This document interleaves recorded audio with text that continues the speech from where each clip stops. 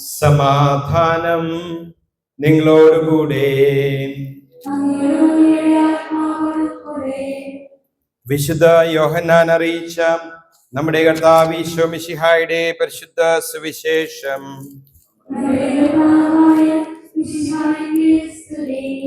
അധ്യായം 15 9 മുതൽ 12 വരെയുള്ള തിരുവചനങ്ങൾ. നിങ്ങൾ ധാരാളം ഫലം പുറപ്പെടുവിക്കും, അങ്ങനെ എൻ്റെ ശിഷ്യന്മാരായിരിക്കുകയും ചെയ്യുന്നത് വഴി പിതാവ് മഹത്വപ്പെടുന്നു. പിതാവ് എന്നെ സ്നേഹിച്ചതുപോലെ ഞാനും നിങ്ങളെ സ്നേഹിച്ചു. നിങ്ങൾ എൻ്റെ സ്നേഹത്തിൽ നിലനിൽക്കുവിൻ.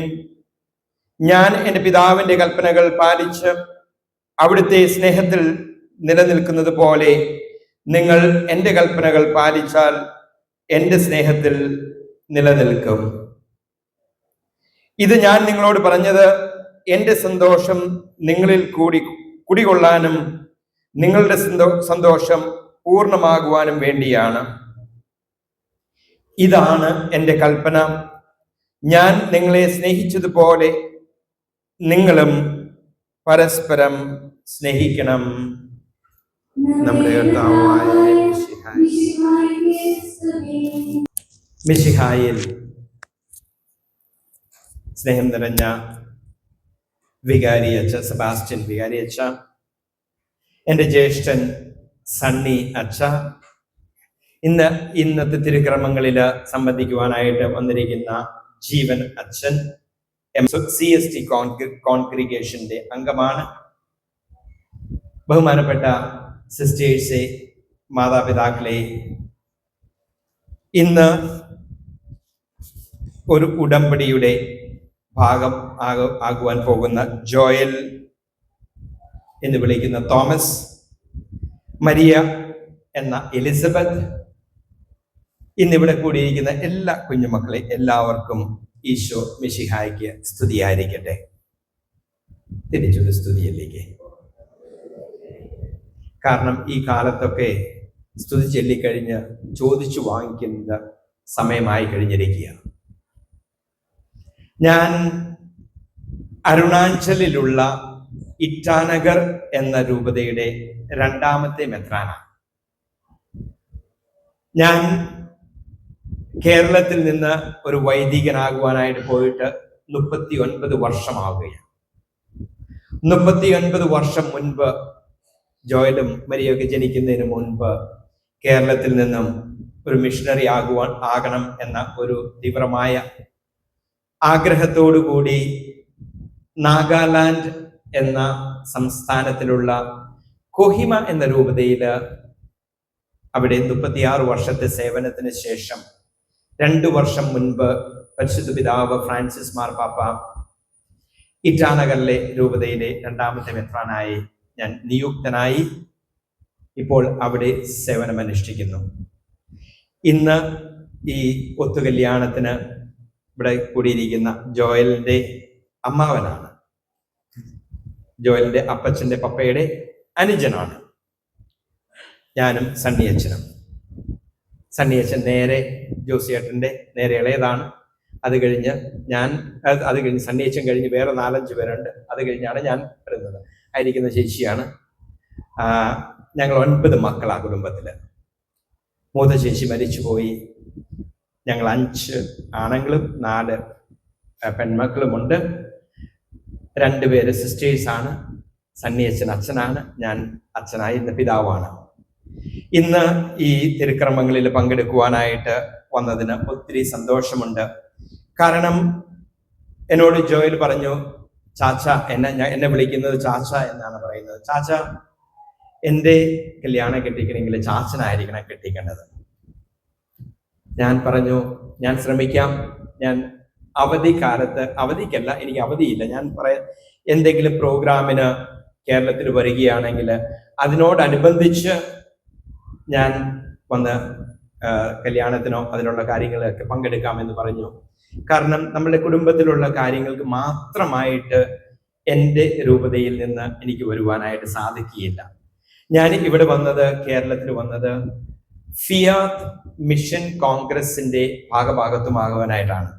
27-ാം തീയതി, കഴിഞ്ഞ മാസം 27-ാം തീയതി മുതൽ ഇന്ന് 4-ാം തീയതി വരെ അവിടെ CMI ആശ്രമത്തില്, ചിത്തിപ്പുഴയിലുള്ള CMI ആശ്രമത്തില് ഫിയാത്ത് മിഷൻ കോൺഗ്രസിന്റെ സംഗമം നടക്കുകയാണ്.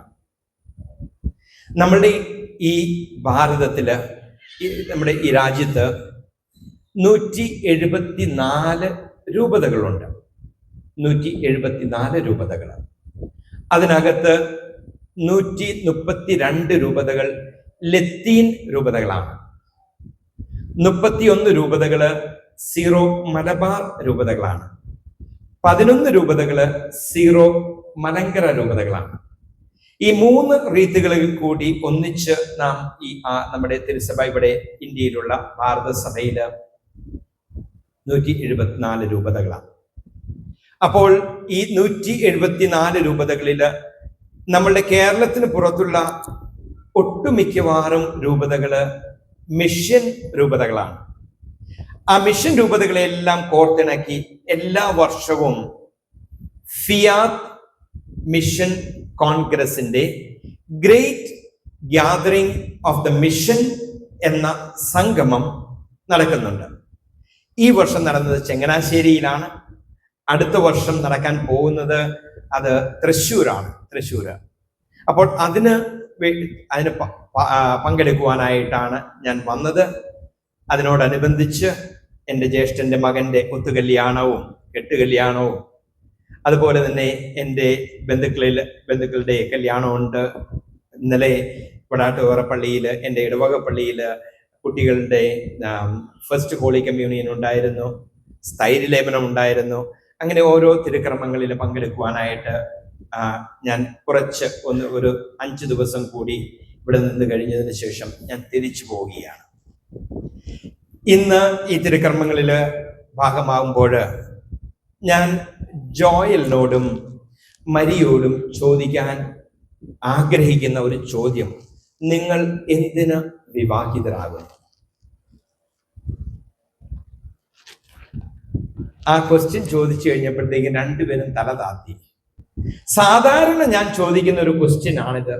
കാരണം ഞാൻ ഒരു ഇടവകയില് ഫിലിപ്പീൻസിൽ പഠിച്ചുകൊണ്ടിരുന്ന കാലത്ത് 24 വർഷം മുൻപ് വലിയൊരു ഇടവകയാണ്. 99,000 കത്തോലിക്കർ ഉള്ള ഒരിടവക. എനിക്ക് 18 കുർബാനയുണ്ട്. ഞാൻ 6 ചെല്ലും, വികാരിയച്ഛൻ 6 ചെല്ലും, കൊച്ചച്ഛൻ 6 ചെല്ലും. ഞങ്ങൾ ഒരു ഞായറാഴ്ച 6 കുർബാന ചെല്ലുന്ന. തിങ്കളാഴ്ച ദിവസം ആണ് എൻ്റെ ചാൻസ് ആണ് അവിടെ വിവാഹിതരാകാൻ. ആ ഇടവകയിലുള്ള ആളുകൾ വരുമ്പോൾ ചോദിക്കുന്ന ആദ്യത്തെ ക്വസ്റ്റ്യൻ ഇതാണ്. എല്ലാവരോടും ഇത് എനിക്ക്: why do you get married? എന്തിന് നിങ്ങൾ വിവാഹിതരാകുന്നു? ഈ ചോദിക്കുന്ന അവസരത്തില് പെട്ടെന്ന് തല അതിന് അത് മാത്രം ചോദിക്കല്ലേ, ബാക്കി എന്ത് വേണമെന്നാലും ചോദിച്ചു. നിങ്ങൾ ഇന്ന് ഒരു പുരുഷനും ഒരു സ്ത്രീയും വിവാഹിതരാകുന്നത് നിങ്ങളിൽ കൂടി ഒരു പുതുജന്മം ഉടലെടുക്കുവാനായിട്ടാണ്. For the procreation, the new generation. നിങ്ങളിൽ കൂടി ഒരു പുതുജന്മം തുടരുവാനായിട്ടാണ്. അല്ലെങ്കിൽ നിങ്ങൾ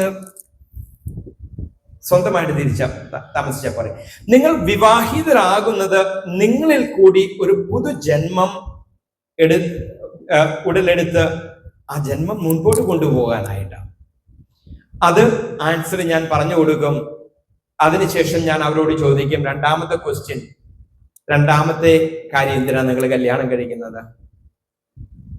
കുറെ കുട്ടികളെ ജനിപ്പിക്കാൻ മാത്രമല്ല, നിങ്ങളുടെ മക്കളിൽ കൂടി ആ മക്കളെ വിശ്വാസത്തിലും ദൈവിക ചൈതന്യത്തിലും വളർത്തുവാനായിട്ടുള്ള ഒരു ഉത്തരവാദിത്വം ഭർത്താവ് എന്ന നിലയിലും ഭാര്യ എന്ന നിലയിലും അപ്പൻ എന്ന നിലയിലും അമ്മ എന്ന നിലയിലും ഈ കത്തോലിക്ക സഭ അവരുടെ കയ്യിലേക്ക് ഭാരമേൽപ്പിക്കുക. കുട്ടികളെ ജനിപ്പിക്കുക മാത്രമല്ല നമ്മളുടെ കടമ, പക്ഷെ കുട്ടികൾ വഴി നാം കുട്ടികളെ വിശ്വാസത്തിലും വിശ്വസ്തതയിലും വളർത്തുക എന്ന ആ പ്രത്യേക ഉത്തരവാദിത്തം ഇവിടെ കൂടിയിരിക്കുന്ന എല്ലാവർക്കും പറഞ്ഞിട്ടുള്ള, ഇവിടെ വിവാഹിതരായ നമ്മുടെ അപ്പച്ചന്മാരും അമ്മച്ചിമാർക്കും, അതുപോലെ തന്നെ വിവാഹിതരാകാൻ ഉദ്ദേശിക്കുന്ന മക്കൾക്കും പറഞ്ഞിട്ടുള്ള ഒരു ഉത്തരവാദിത്തമാണ്. Through the sacrament of marriage, you are called to bring a new generation and bring that generation in faith and in faithfulness. വിശ്വാസത്തിലും വിശ്വസ്തതയിലും കൂടി ഒരു കുടുംബം ജീവിക്കേണ്ടത് വിശ്വാസത്തിലും വിശ്വസ്തതയിലുമാണ്. ഇന്ന് ജോയൽ മോന്റെയും മരിയ മോളുടെയും പപ്പയും മമ്മിയൊക്കെ ഇവിടെ വന്നിരിപ്പുണ്ട്. അവരുടെ ആ ജീവിതം, അവർ വിവാഹിതരായപ്പോൾ അവർ ഒരു ഉടമ്പടി എടുത്തതാ. ആ ഉടമ്പടി എടുത്ത സമയത്ത് അവർ പറഞ്ഞതാ, ഞങ്ങൾ വിശ്വാസത്തിലും വിശ്വസ്തതയിലും ഇന്നു മുതൽ മരണം വരെ ഞങ്ങൾ ഒരു ഹൃദയത്തോടും ഒരു മനസ്സോടും കൂടി ജീവിച്ചു കൊള്ളാമെന്ന് ഒരു ഉത്തരവാദിത്വം എടുത്തതാണ്. ആ ഉത്തരവാദിത്വം എടുത്തത് അവർ ഇൻഡിപെൻഡന്റ്ലി അല്ല, ഒരു സമൂഹത്തിനോട് കൂടി നിന്നുകൊണ്ടാണ് ഒരു ഉത്തരവാദിത്വം എടുത്തത്.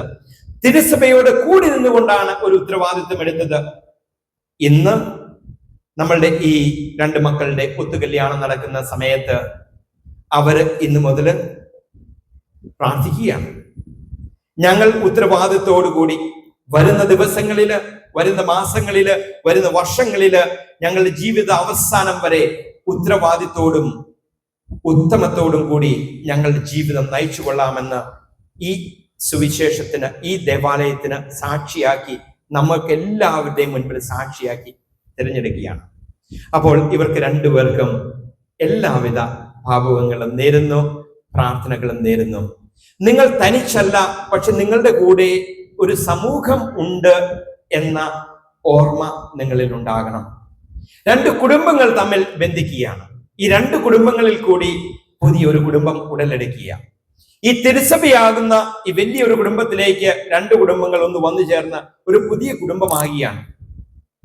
നല്ല സ്നേഹത്തോടും സന്തോഷത്തോടും കൂടി ജീവിക്കുവാനായിട്ട് നമുക്ക് സാധിക്കണം. അതിനു വേണ്ടുന്ന അനുഗ്രഹം ദൈവം നിങ്ങൾക്ക് സമൃദ്ധമായി പ്രദാനം ചെയ്യട്ടെ എന്ന് പ്രാർത്ഥിക്കുകയും ആശംസിക്കുകയും ചെയ്യുന്നു.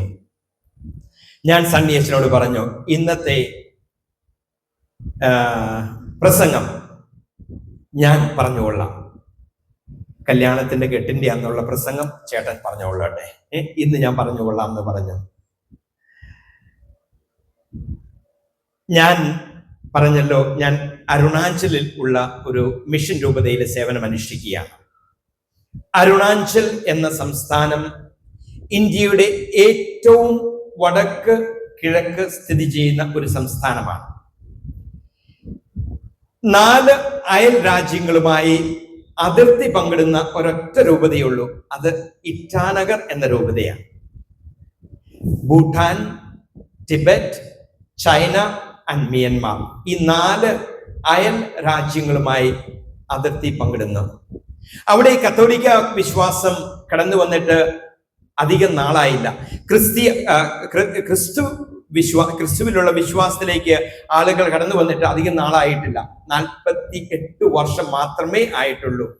പക്ഷെ 48 വർഷത്തിന്റെ കാലയളവില് 1% പോലും കത്തോലിക്ക വിശ്വാസത്തിൽ ഇല്ലായിരുന്ന, ക്രിസ്തീയ വിശ്വാസത്തിൽ ഇല്ലായിരുന്ന മക്കൾ ഇന്ന് 48 വർഷം കഴിഞ്ഞപ്പോൾ ഏകദേശം 50% കത്തോലിക്ക ക്രിസ്തീയ വിശ്വാസത്തിലേക്ക് കടന്നു വന്ന മക്കളാണ്.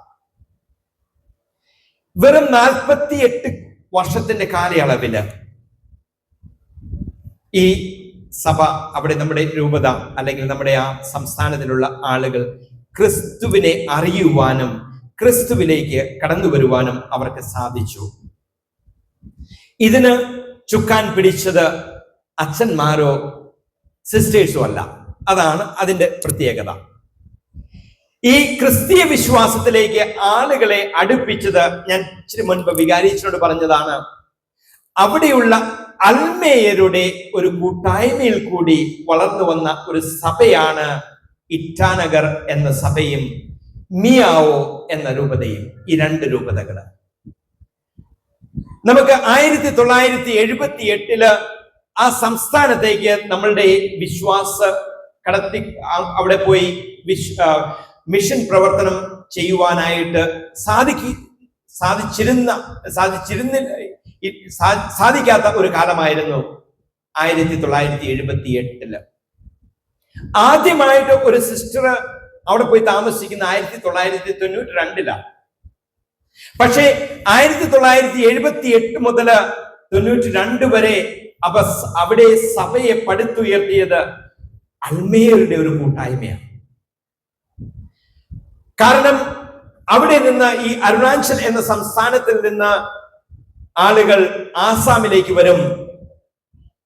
ആസാമിൽ വരുമ്പോൾ അവരുടെ കുട്ടികളെയൊക്കെ പഠിപ്പിക്കുവാനായിട്ട് നമ്മളുടെയൊക്കെ സ്കൂളുകളിലാണ് ചേർക്കാറ്. സ്കൂളിൽ ചേർത്ത് കഴിയുമ്പോൾ ആ കുട്ടികള് അവിടെ വെച്ച് മാമോദീസ സ്വീകരിക്കും. തിരിച്ച് അവർ അവരുടെ ഗ്രാമത്തിൽ പോയി ആ ഗ്രാമത്തിലുള്ള ആളുകളെ മാമോദീസ മുക്കും. അന്ന് അവർക്കൊരു പെർമിഷൻ കൊടുത്തിട്ടുണ്ട്. നമ്മളുടെ അവിടുത്തെ പിതാക്കന്മാര് ഈ അൽമേയർക്ക് ഒരു സ്പെഷ്യൽ പെർമിഷൻ കൊടുത്തിട്ടുണ്ട്. കാരണം അരുണാചൽ എന്ന സംസ്ഥാനത്തിലേക്ക് നമുക്ക് കടന്നു ചെല്ലുവാനായിട്ട് സാധിക്കില്ല. ഇപ്പോഴും പറ്റത്തില്ല, അന്നും പറ്റത്തില്ല. ഇപ്പോൾ പെർമിഷനൊക്കെ കിട്ടും, അന്നൊക്കെ പെർമിഷൻ ഒന്നും കിട്ടുകയില്ലായിരുന്നു. കാരണം 1978 ഇന്ത്യൻ ഭരണഘടനയിൽ നമ്മുടെ അസംബ്ലിയിൽ ഒരു ബില്ല് പാസ്സാക്കിയിരുന്നു. ദ ത്യാഗി ബിൽ 1978 പാസ്സാക്കിയ ഒരു ബില്ലാണ് ഇന്ത്യൻ പാർലമെന്റിൽ നമുക്ക് ഒരു മതപരിവർത്തനവും നടത്തുവാനായിട്ടുള്ള അനുവാദം തരാതിരുന്ന ഒരു കാലം. പക്ഷെ അവിടെ നിന്ന് വരുന്ന വ്യക്തികള് കത്തോലിക്ക വിശ്വാസം, ക്രിസ്തീയ വിശ്വാസം സ്വീകരിച്ചതിന് ശേഷം തിരിച്ച് അവരുടെ ഗ്രാമത്തിൽ പോയി അവർ സ്വീകരിച്ചിരുന്ന ആ വിശ്വാസം മറ്റുള്ളവർക്ക് പകർന്നു കൊടുത്ത് ഇന്ന് ഇങ്ങനെ വളർന്നു വരുന്ന ഒരു രൂപതയാണ് ഇറ്റാനഗർ എന്ന് പറയുന്നത്.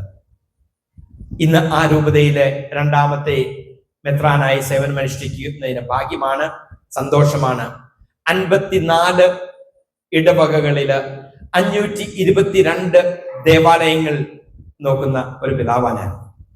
522 രൂപത, 22 പള്ളികള്. എന്റെ ഒരു പള്ളിയുടെ എന്റെ രൂപതയുടെ ഒരറ്റത്ത് നിന്ന് മറ്റേ അറ്റത്തെത്തണമെങ്കിൽ 4.5 ദിവസം മുതൽ 5 ദിവസം വരെ യാത്ര ചെയ്യണം. ദുർഘടം പിടിച്ച് ബുദ്ധിമുട്ടുള്ള സ്ഥലങ്ങളാണ്.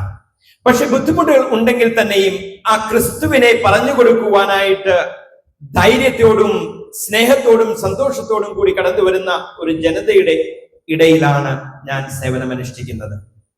ഞാൻ ഇവിടെ വന്നു കഴിഞ്ഞപ്പോൾ ആ മുമ്പിലിരിക്കുന്ന ചേട്ടൻ എന്നോട് ചോദിച്ചു, ചേട്ടന്റെ പേര് ചോദിക്കാൻ മറന്നുപോയി, എന്നോട് ചോദിച്ചു അവിടെ പ്രശ്നങ്ങളൊക്കെ ഉണ്ടോ? ഞാൻ പറഞ്ഞു പ്രശ്നങ്ങൾ എല്ലായിടത്തും ഉണ്ട്, എല്ലാ സ്ഥലത്തും പ്രശ്നങ്ങളുണ്ട്. എവിടെയാ പ്രശ്നങ്ങൾ ഇല്ലാത്തത്?